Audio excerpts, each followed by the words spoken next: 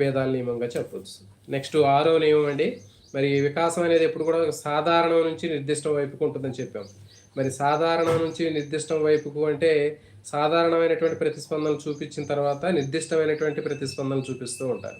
So మరి ఏంటి అంటే జనరల్‌గా మనకి సింపుల్‌గా అర్థం కావాలి అంటే చూడండి, చిన్న పిల్లల్లో వాళ్ళు ఏడుస్తూ ఉంటారు. మరి ఏదైనా వాళ్ళకి చాక్లెటో, బిస్కెటో లేకపోతే ఐస్ క్రీమ్ కొనిపించకపోతే వాళ్ళు ఏడుస్తూ ఉంటారు. మరి అట్లా వాళ్ళు ఏడ్చేటటువంటి విధానం ఎట్లుంటదో, వాళ్ళు కింద పడి దొర్లుతూ మొత్తం బాడీ మొత్తం గూడా వాళ్ళు ఆ ఎక్స్‌ప్రెషన్ బాడీ మొత్తం చూపిస్తూ ఉంటారు. కింద పడి దొర్లటం గానివ్వండి, లేకపోతే ఇంకా కొట్టుకోవటం, తన్నుకోవటం ఇట్టిట్లా చేస్తూ ఉంటారు వాళ్ళు. సో, మరక్కడ ఏంటి చూపించేటటువంటిది ఒక సాధారణమైనటువంటి అన్ని శరీర భాగాలను ఉపయోగిస్తున్నాడక్కడ.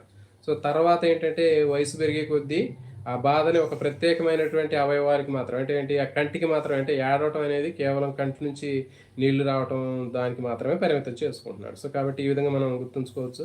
వికాసం అనేది ఎప్పుడు కూడా ఒక సాధారణం నుంచి నిర్దిష్టానికి జరుగుతుంటది. అంటే